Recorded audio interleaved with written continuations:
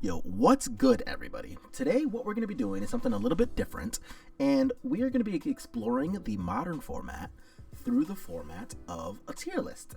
Now, a tier list is something that's existed in other games for a really long time, primarily fighting games. So if you play any like Street Fighter, Mortal Kombat, anything like that, you'll definitely recognize tier lists.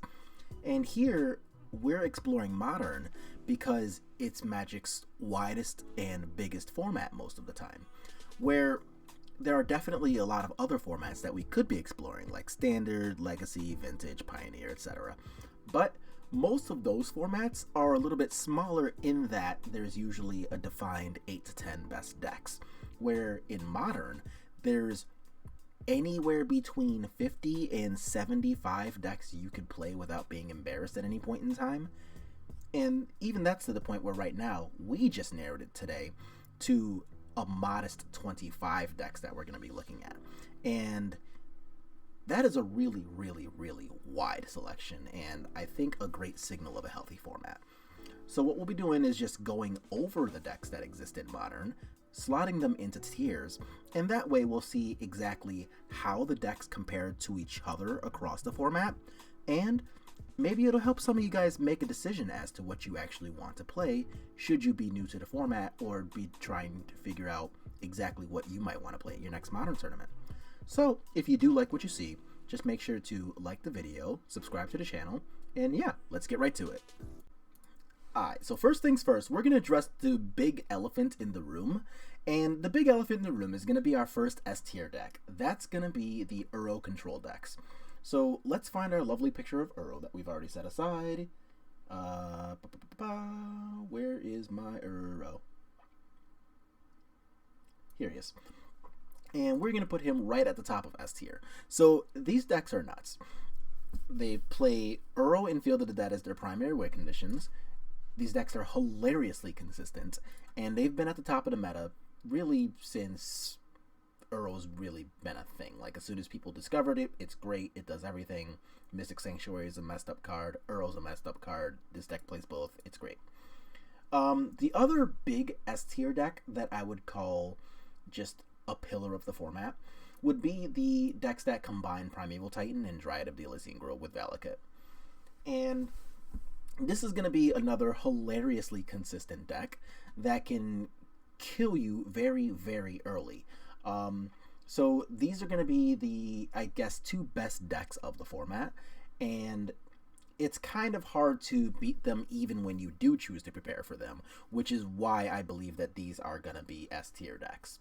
And just about everything else we can look at on a little bit more of a, I suppose, case-by-case basis, or we can see how they compare to other decks via their matchups, but these are definitely the two best decks of the format right now, and unless a ban list changes or whenever the new set comes out, I don't expect that information to change. So the next deck we're going to look at, we're just going to go right in order here, is going to be Death Shadow. So the Death Shadows decks, these are going to be primarily red-black, but you will see other combinations of Death Shadow decks in Modern. So you'll see like Grixis colors, Mardu colors, Jund colors. There's a bunch of different flavors of Death Shadow that exist. And I think this deck is very good. Scourge of the Skyclave just made this deck go from consistent and good to hilariously consistent and very, very good, and it does beat a lot of the decks that exist in the format on a very consistent basis. Like, it absolutely loves seeing combo matchups. So I think that this is probably going to stay at the top of A tier, but that's definitely where I'm going to start it. This deck is not to be overlooked because it only plays like a, I guess, primary win condition creature. No, this deck needs to be considered when you're making your metagame choices. Our next deck is going to be Merfolk, and Merfolk is deceptively good, I believe.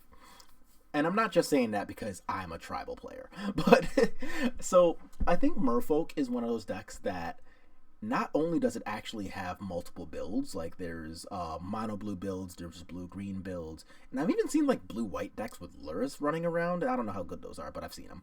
And I think all of those decks actually have their place in the meta, especially with Spreading Seas. So Spreading Seas specifically can help solve the problems of like the Primeval Titan. Well, not solve, but definitely help give this deck game against like the Primeval Titan decks. It can help against Field of the Dead combos. It's just very good at shutting out decks that would otherwise kick the snot out of it, like say Death Shadow.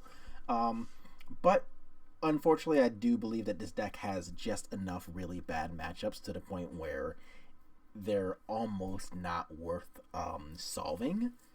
And for that reason, this is probably one of the decks that wants like 20 sideboard cards, because like its game plan is very good, just by virtue of being able to play Aether Vial and jam a bunch of power of toughness down your throat until you die.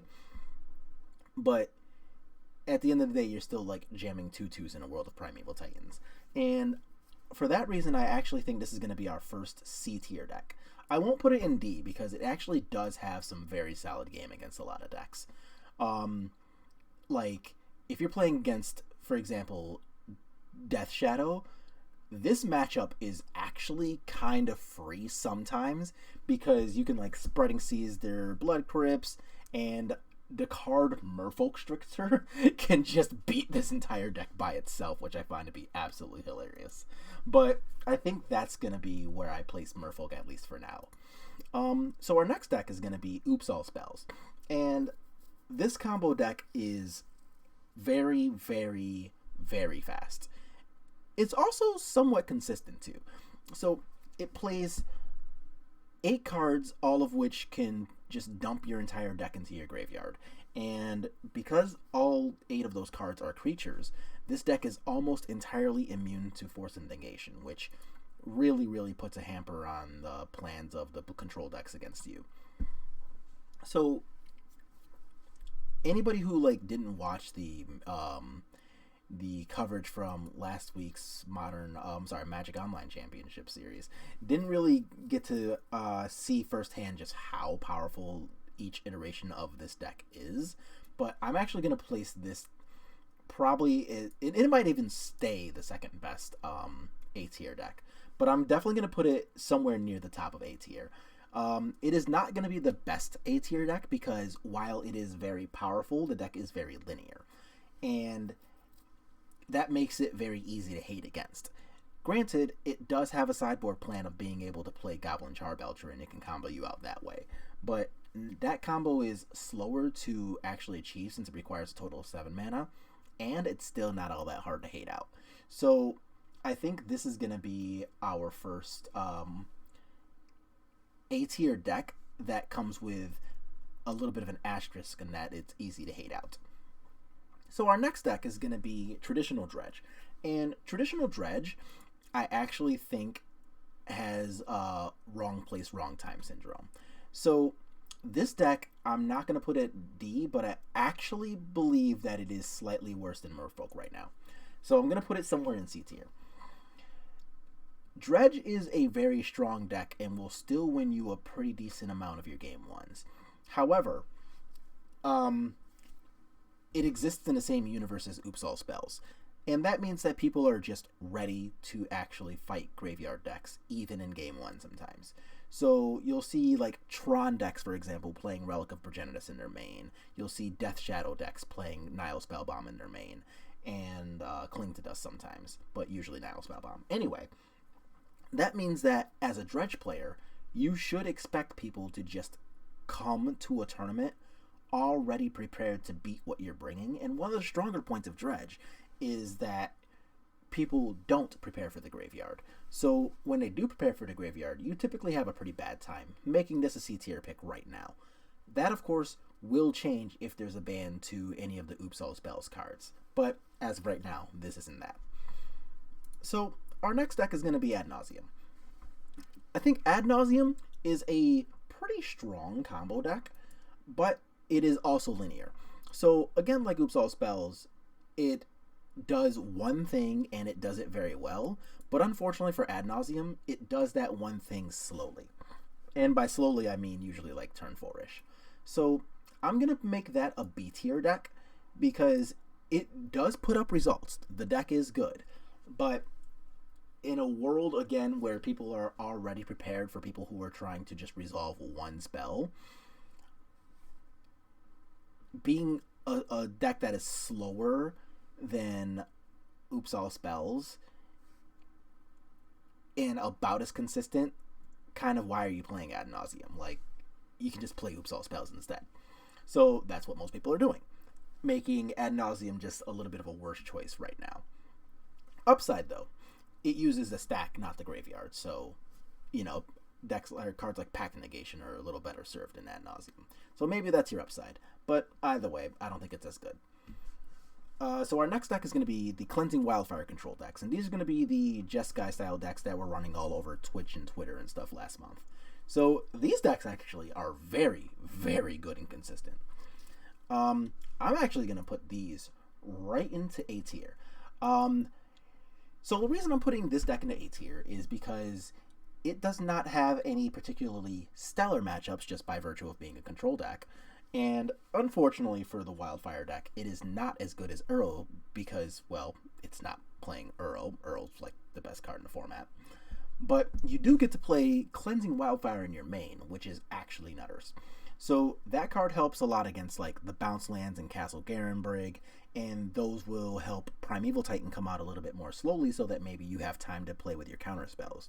Or it'll just put Tron lands into the graveyard and make those players pretty miserable half the time. And then you can like Snapcaster Mage Cleansing Wildfire to get rid of multiple Tron lands and hopefully put them off long enough for you to be able to resolve your good cards. There's a lot of good stuff available to the Wildfire deck. And also, it has, like, just spot removal spells. So it deals with merfolk, it deals with humans, it deals with spirits. And you get to just play a lot of good magic against a bunch of the decks that exist in the format.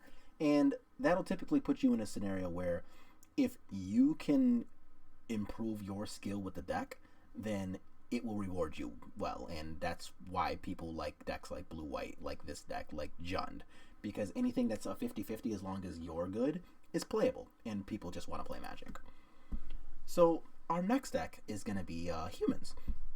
And Humans, I think, is actually in a not great spot, but still rewards you for being good at the format.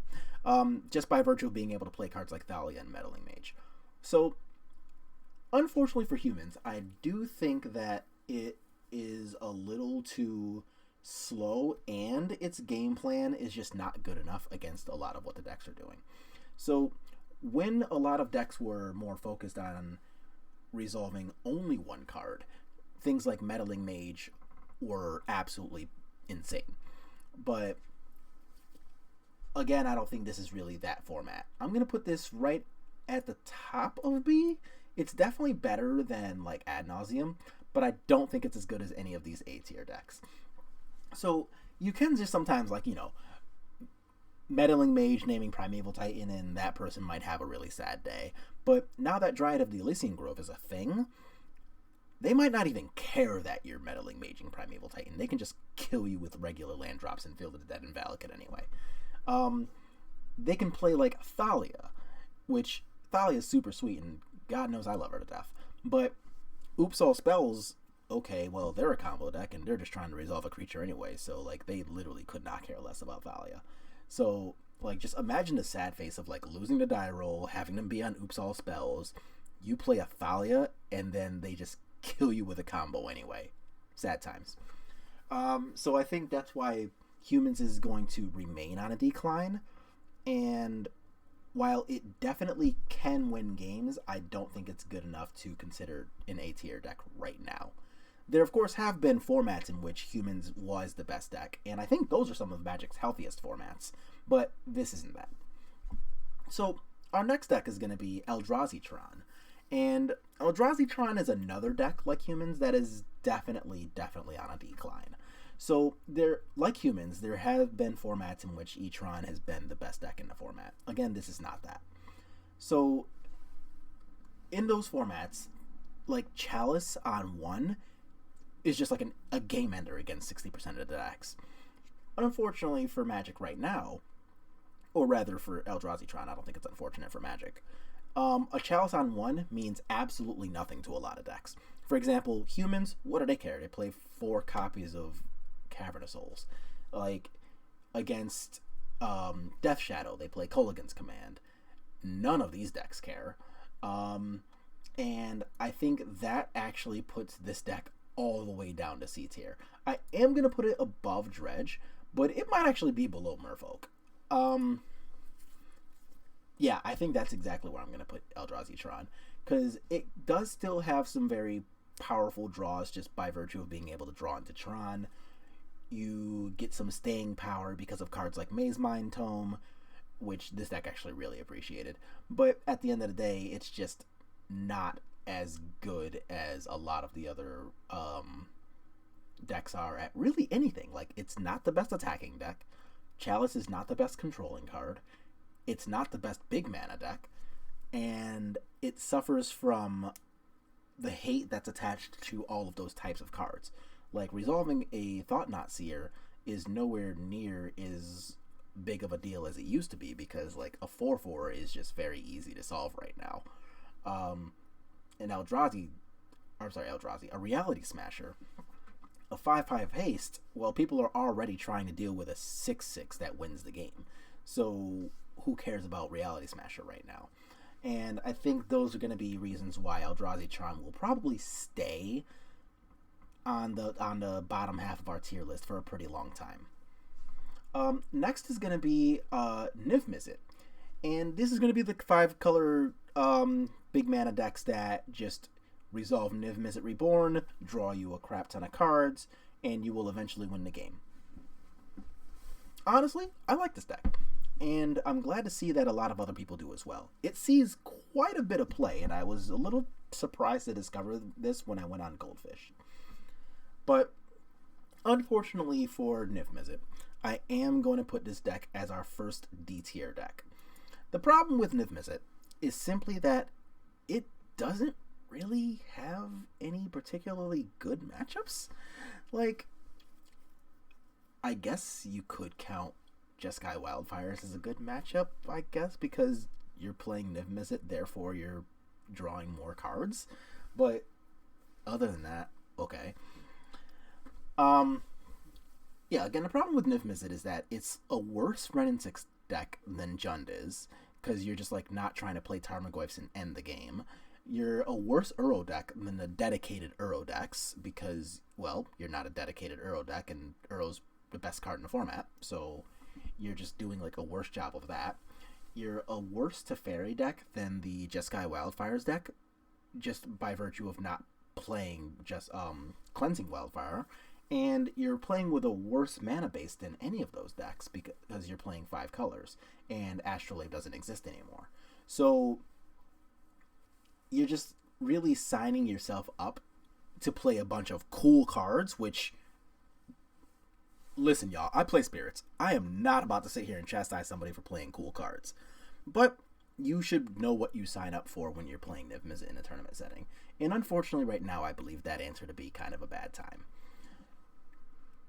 Granted, you will end some games at like 35 life just because you played 100 Lightning Helixes and the opponent stumbled and you just got to like do your thing and be excited about life and discard from hand size on turn 7, and that'll be cool, but that's not going to be every game.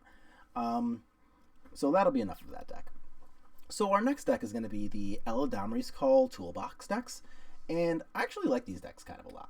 So they have the potential to do all of the Primeval Titan things, but you're actually not a dedicated Primeval Titan deck. You're a green-white deck with a bunch of good stuff in it.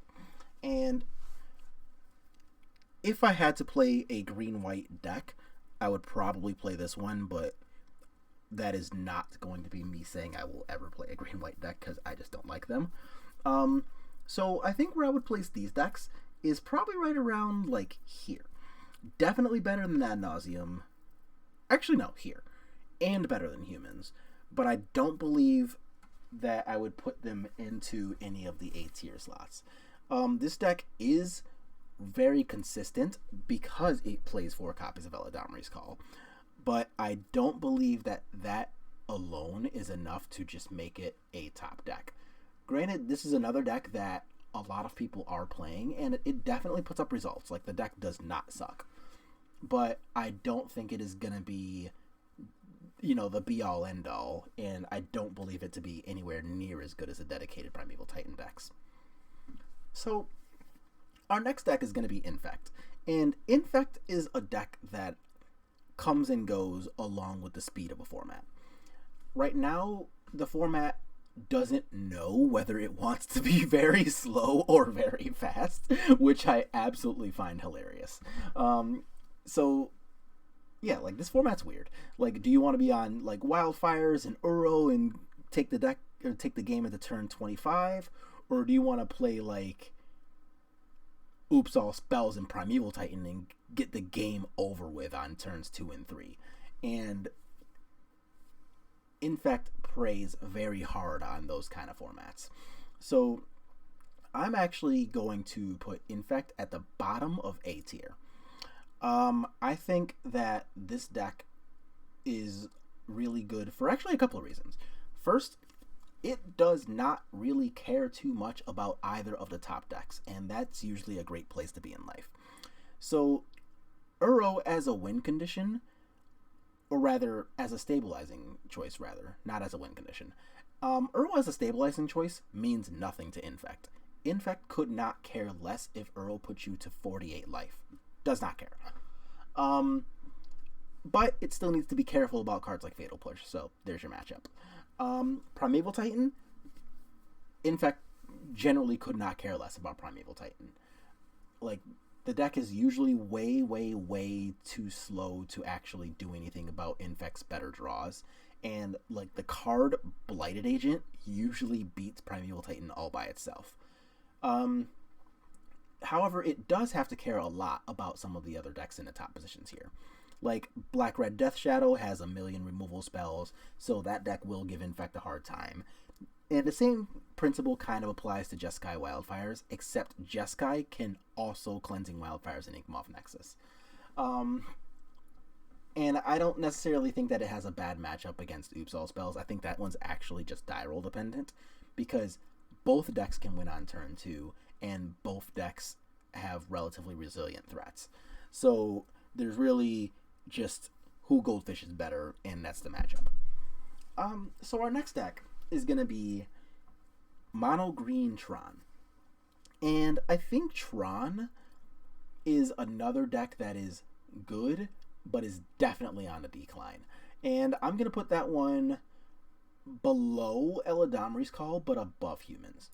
So Tron, just by virtue of being able to go 1-2-7, is still really good, and it does do powerful things. But there's a lot of decks right now that just do not care about those powerful things. And I think my big examples are going to be like the Primeval Titan decks and the Jeskai Wildfire decks. So like Jeskai Wildfire, well, you're playing 4 Cleansing Wildfire. Who cares about Tron? And Primeval Titan is much more interested in telling you, okay, turn 1, turn 2, okay, dead, than going turn 1, turn 2, maybe Karn, maybe you lose to it, maybe you don't.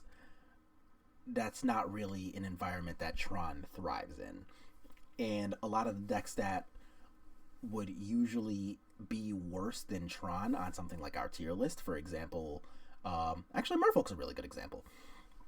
So Merfolk has access to both Force Negation and Spreading Seas, and when you're playing Tron, Merfolk just doesn't have to care about cards like Karn Liberated all the time either. Like, they care a lot about Ugin, but a card like Karn Liberated, like, so you take out 1 Lord of Atlantis, here's 3 more Lord effects, okay, take 15, you're dead. So that's just like an example of one day or one thing that can just absolutely ruin Tron's day, even when it can do its thing. And enough decks do that level of not caring about Tron's plan to the point where I think this deck is going to stay in B tier for a pretty long time, unless something drastically changes with the format. So our next deck is going to be Death and Taxes, which I actually think is pretty decently positioned right now, even if it is not, in my opinion, the best deck. I'm going to put this deck right around here. So I don't think it's as good as Eladamri's Call, but I do think it is a very, very solid deck choice. So I think it's a little worse than humans at just, being a deck that can cross the finish line, but that's kind of always been the case. However, playing cards like Ghost Quarter and Field of Ruin, I think, is actually pretty important right now.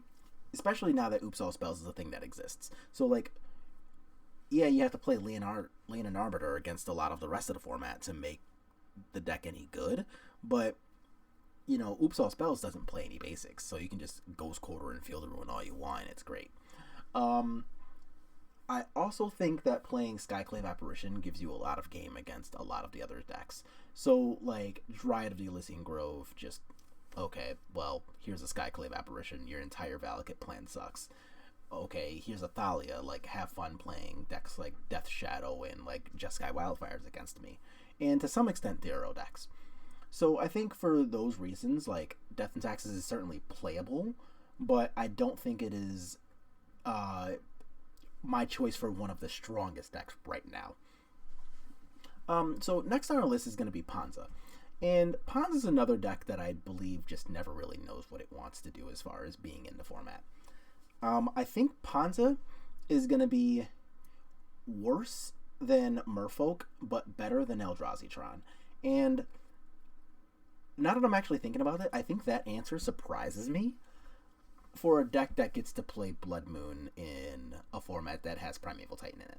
So hear me out. Yes, Blood Moon is definitely strong against Primeval Titan, and that will just win you some games. That part of your format or rule as a Ponza player, that's got to be sweet. However, having Lightning Bolt as like your only real plan against a lot of these decks is pretty embarrassing. So, like, if you're playing Ponza and your opponent, like, just goes, okay, well, turn 1, fetch Blood Crypt, Thoughtseize you, your day is ruined. Like, your deck is just not very good against that. Like, they take you Utopia Sprawl, you play your Arbor Elf, they kill your Arbor Elf, your deck sucks now. And it just doesn't really have the end game outside of exactly resolving a Klothys. Klothys is nuts, but it doesn't really have the end game to convince me that I would play this deck over something like Uro, over something like Tron, over something like Jeskai. And I think that is why I would solidly cement Ponza as a C tier deck, even though, like, the card Klothys is actually insane. I love that card. I kind of wish more decks would adopt that card. Like, maybe Primeval Titan decks that play, like, red sources might want, like, one in their sideboard or something. I don't know. Anyway, that's where I think Ponza lives in this format, and I don't think that's going to change unless something really, really crazy comes out in green or red. But, well, it's 2020, so I expect them to put something crazy in green that's better than Elder Gargaroth out pretty soon. I don't know what it's going to be, but I expect it to happen. Let's see, what do we got next? Oh, Burn. So, and this is specifically, like, Eidolon the Great Revel Burn with, like, Boros Charm, not Prowess. We're definitely treating those as different. So, I think Burn is a deck that is just honestly not great right now. There, I said it. So, I'm going to put Burn as... Do I put it at the back of B or at the top of C? I think I'm going to put Burn decks at the very back of B. Okay. No, I don't even think they're that good. I'm going to put it at the top of C. I think they're a little better positioned than Merfolk is right now, but I think Burn as a game plan is honestly kind of atrocious right now. So, reason for that is that when you're playing Burn, you do not want to see any of these decks that are in the top of the format. Like, literally none of them. You don't want to see Uro. It gains a bunch of life while advancing its game plan. That sucks for you. Primeval Titan. You do not want to lose the die roll to Primeval Titan as a Burn player, especially against the lists that play like Arboreal Grazer, because not only are they just going to kill you before you can participate, but now you can't even attack and cross your fingers because they have an 0-3 on the table. That matchup sucks. And they even play Radiant Fountain. Death Shadow. You don't want to play Lava Spike against a deck that wants to be at 6 life. That sucks. Oops All Spells plays 4 Creeping Chill in a main. Next. Jeskai Wildfire, they play Lightning Helix. That sucks for you too. And in the event where you do get one of those sweet prowess draws, those usually involve Rift Bolt, and the Jeskai deck plays Teferi Time Raveler. When are you ever going to resolve a Rift Bolt? That sucks. So I think all of these are going to be matchups that you just like do not want to see as burn. And when all 5 of what are currently our listed top best decks kind of hose your game plan by just existing, I think that means that your deck is just not very good in a given environment. Granted, burn is very consistent, so you will pick up wins. Just if your opponent like mulligans once, sometimes twice, you resolve any like 4 cards, you're generally pretty happy when that happens. So you will pick up wins, but I don't think this is a deck that I would choose to play right now on purpose. Storm Combo. So Storm Combo is another deck that I actively like. In a format of a bunch of turn 3 combos, your game plan is usually to either A, get very good with your deck that can beat turn 3 combos, or B, if you can't beat them, join them. And Storm is very, very good at adapting the plan B. Haha, write your own jokes there. But, I think Storm, just by virtue of being a resilient combo deck, has a solid place in the metagame. And I think that, yeah, actually, I like where I put it just now. I don't think it's as good as Eladamri's Call, but I definitely think it's better than all of these other choices here. Yeah, like, Storm's got a pretty solid amount of play to it for a deck that is very linear, and it is hilariously resilient. So I think Storm is actually a pretty decent choice if you do want to play a combo deck that's not Oops All Spells right now. Next, my baby. Spirits. So, Spirits, I'm biased. So, if you are watching this video and you don't know that I play Spirits, I don't know what to tell you. But even in my extreme bias, I cannot tell you I think my deck is super, super well positioned. It is good. Like, I love my little baby. But I think I would actually place it... I'm trying to be as unbiased as possible, and it's pretty difficult. Because I know how my matchups usually work. But I think I would actually place my deck right around here. So before I start getting pitchforks and yelled at, hear me out. So a lot of these top decks are actually decks that you want to be playing against. So Spirits, by virtue of being able to protect its creatures from removal spells with cards like Rattlechain, Drogskol, Captain, Kira, you actually do not mind seeing a lot of these top decks. Like Earl Control, you've got some pretty solid game against that, because their main plan is to be able to like Cryptic Command to tap your creatures and like resolve spells that cost 4 and less and kill your creatures with pointed removal spells. Spirits is very good against all of those things. Death Shadow, essentially the same thing, except they're also playing cards that are weak to Skyclave Apparition. Primeval Titan? Nah, that matchup sucks. No, this deck dunks on Spirits free all day. It is very easy.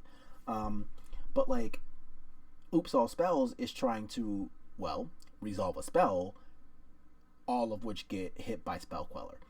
This is also a pretty free matchup. Jeskai Wildfires, the card Cleansing Wildfire doesn't really do too much, and when it does do something, it's usually because the card you're targeting is named like Cavern of Souls. You don't want to be a Cryptic Command deck against Cavern of Souls. That plan sucks. You have game against Infect, because just like Inkmoth Nexus is not really a win condition against Spirits, just because the deck's got a crap ton of flyers, so like you can't really depend on your one flying win condition to get past your stuff. Like Blighted Agent sucks, but that's kind of the entire format.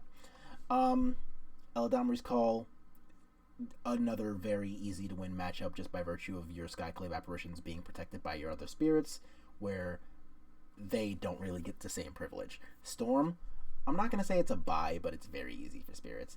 And then like Death and Taxes, that's another matchup that spirits usually wins, but that usually comes down to whether Spirit sees more than one Skyclave apparition and can protect it, where these guys outside of exactly Giver of Runes don't get to protect theirs at all. So that's why I think Spirits is strong enough to be a B tier deck, but at the same time, you're still just playing with a bunch of flying 2/2 creatures, and a lot of times that's just not good enough. And your Primeval Titan matchup is honestly so bad that it is very hard to win an entire tournament because you just will run into Primeval Titan. So I don't think it is the best choice if you want to win a tournament, but if you want to win, like, honestly, like a solid 60% of your matches, I think that's a very, very good deck to go to for that purpose. So next on our list is going to be Green-White Boggles. And Boggles is one of those decks that is always at least kind of good as long as you can catch a format by surprise. And I don't think now is that time, but it is definitely a deck that will see a non-zero mana play. So just, I don't think you should overly dedicate spots in your sideboard for it, but you definitely should be aware of it if you're going to play. And I think I would place Boggles. Ooh, where would I place Boggles? Let's see. I think I would actually place Boggles right here. Yes, that sounds appropriate. So I think, yeah, Boggles is like a solid B tier deck. And I'm placing it above Ad Nauseam because it is like the best deck of its type for what it wants to do. Like, the deck, you know, you want to win through combat, you want to almost completely ignore your opponent, and you want solid matchups against decks that play creatures. And Boggles has all of those things. You have a good matchup against decks like, you know, like spirits, like humans most of the time, like Death Shadow, but you still have like the game life parts of the deck that help you out against decks like Prowess, like Burn, stuff like that. So I think that you definitely have your place in the metagame, but as usual, Boggles' biggest downfall is that it is hilariously inconsistent. And for that reason, I don't think it's any better than B tier, and honestly, I don't think it's better than most of the B tier decks, but it is definitely playable and serves a purpose. So our next deck is going to be the Prowess decks, and this is going to be basically everything in the format other than Red-Black Death Shadow that plays Swiftspear / Soulscar Mage. And I actually think these decks are really good. I would place the Prowess decks right around here-ish. I think they're better than Infect, but I don't think they're better than any of these three decks. So Prowess specifically gets a lot of very free matchups just based on the fact that it plays the card Lava Dart. So like Wrenn and 6, Lava Dart is just gonna do a really, really good job at just embarrassing full archetypes. So Lava Dart, just like, it embarrasses humans. It's very good against us and sometimes embarrasses us. It's very good against Death Shadow. And it's also very good against Infect. So I think that's going to just net you some free wins just by virtue of that card existing in your deck alone. But Prowess is also really, really consistent for a deck that's just playing a bunch of 1/2s. And as funny as it sounds that, oh, well, what's that deck going to do? It plays a bunch of 1/2s, so just run them out of cards. Well, that's not really a thing against Prowess. So, like, they play Light Up the Stage, they play Lurrus, they play Mishra's Baubles, they play cards like, you know, just like Manamorphose and things to not get you plus cards, but to filter you cards. And that's going to be good enough a lot of the time where you're just not going to catch Prowess on 0 cards too often. Like, they get to play cards like Fiery Islet and Sunbaked Canyon, all of the other cards that we just discussed, And I think this deck has a very good amount of staying power for what's essentially just a red deck. Prowess does not adhere to the just a red deck rule. So I think that is a very solid A tier deck, and honestly, I don't really expect that to change either.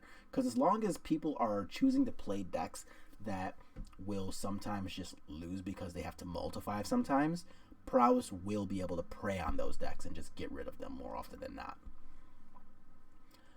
So our next deck is going to be Blue-White Control. And this is going to be all of the slower Blue-White controls that are not specifically Jeskai. And these decks are different than Jeskai because they're not playing like Lightning Bolt and Cleansing Wildfire. And unfortunately for the Blue-White fans out there, I actually believe this makes your deck worse. Sorry. You are a lot more consistent than the Jeskai decks, but I do think that you're just like a straight up worse shell right now. Because like Cleansing Wildfire, both targeting your own Flagstones of Tarkir and killing your opponent's Tron lands is a very good place to be. And choosing to play a deck that's essentially that deck, but not giving you those options is not really where I would choose to be in life right now. And I actually think I would place straight up Blue-White Control like at the top of our C tier, which as a Spirits player, I really hate putting a Hallowed Fountain deck way down there, but I think that's where it lives. And once again, like just cutting yourself off of the red cards is actually a really big deal right now. And making Path to Exile your only cheap removal spell is, I think, signing yourself up for a really bad time right now.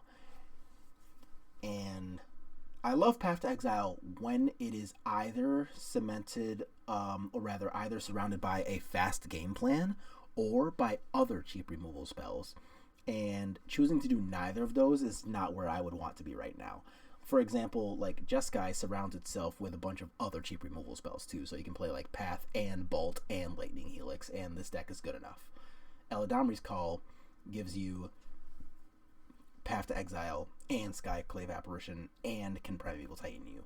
So that's like a real plan.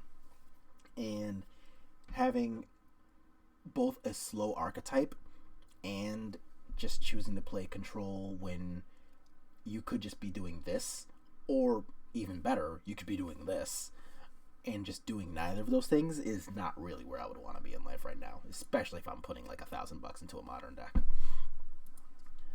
So next on our list is going to be Jund, and this is going to be like old school boomer Jund featuring Wrenn and 6. And I actually like Jund right now. I never get to say that. That is not a sentence that comes out of my mouth too often. But I actually think I like Jund right now.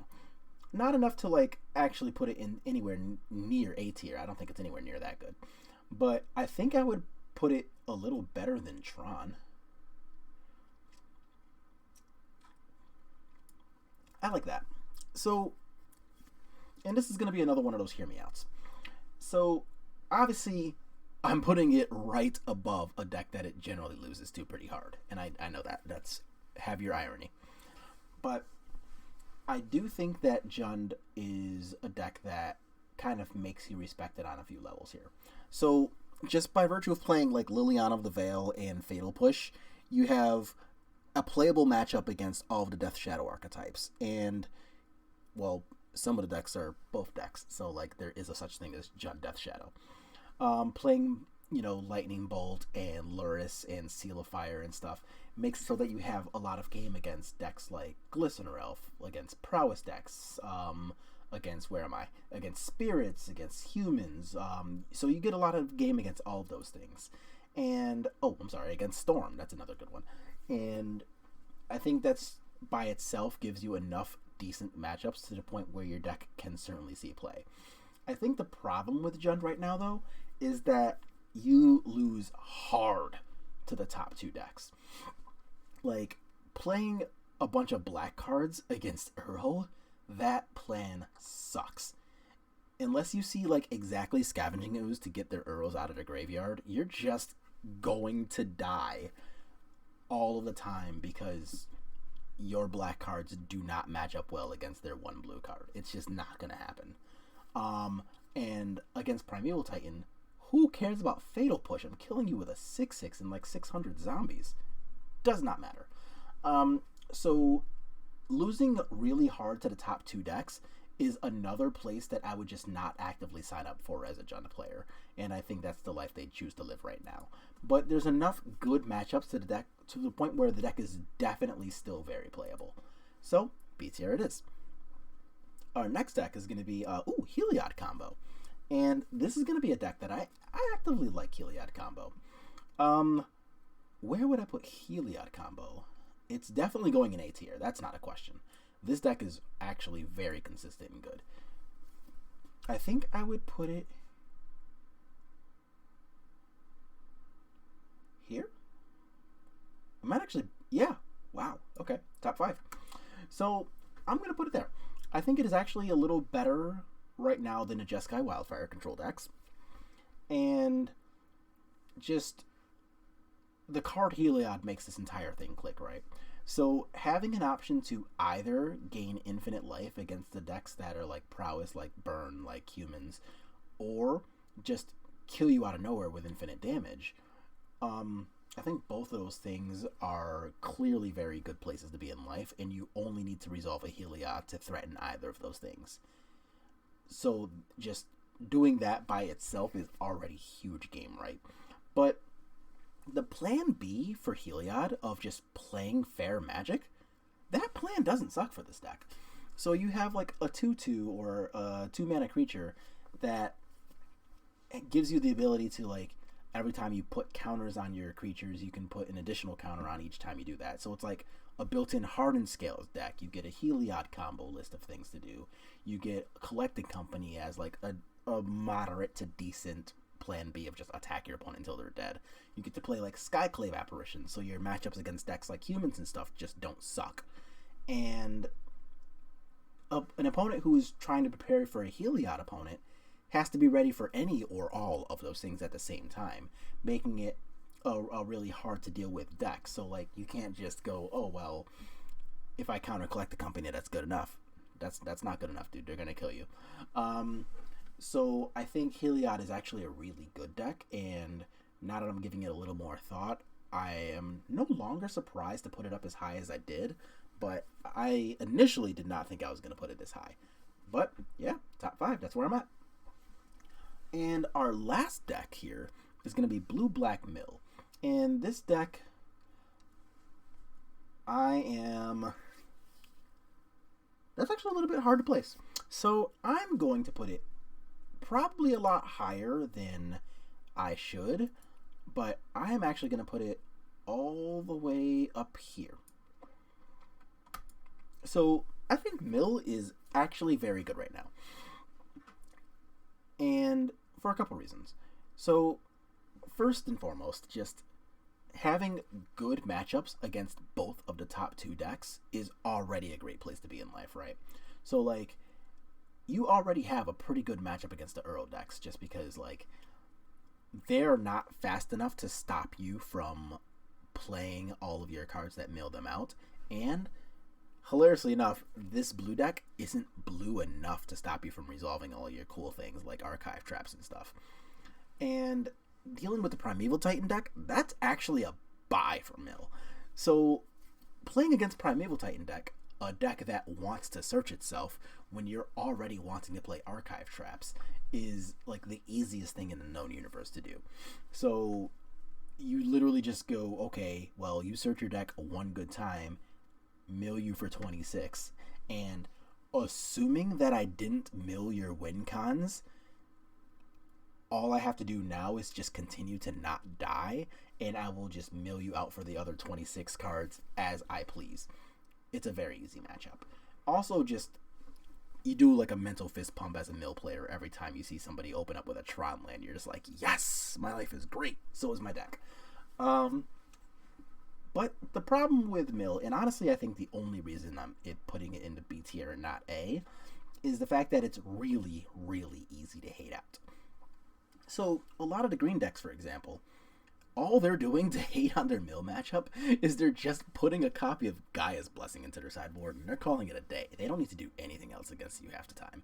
And that's a little embarrassing as a player when your deck is that easy to hate out. Like, yeah, you can play like Dredge and be sad because your opponents are like, okay, well, I'm gonna go ahead and like put in some rest in pieces in my board, for example. But just a Gaia's Blessing and they don't even need to draw it, that's pretty bad. A lot of the Tron decks are also putting like random Eldrazi, like 10-drop Kozilek into their sideboard as their hate card of choice against Mill. And that works too, but like, at least that's a card that they would ever they would cast Kozilek on purpose sometimes. Nobody's casting Gaia's Blessing. So it's a really sad place to be in Mill's life when you're that easy to hate out, and for that reason it's staying in B tier and not really moving to A. Which kind of stinks because I like that deck too. But that is going to be what I'm calling a tier list for Modern. And if you do like this tier list, great, let me know in the comments. If you have an argument about it, well, cool, I want to hear that too. Or if I forgot your deck or left it out, well, too bad, it was on purpose. Deal with it. And for anybody else though, thanks for watching, thanks for sticking around for so long, and yeah, I will see y'all on the next one. Let me know what you all think.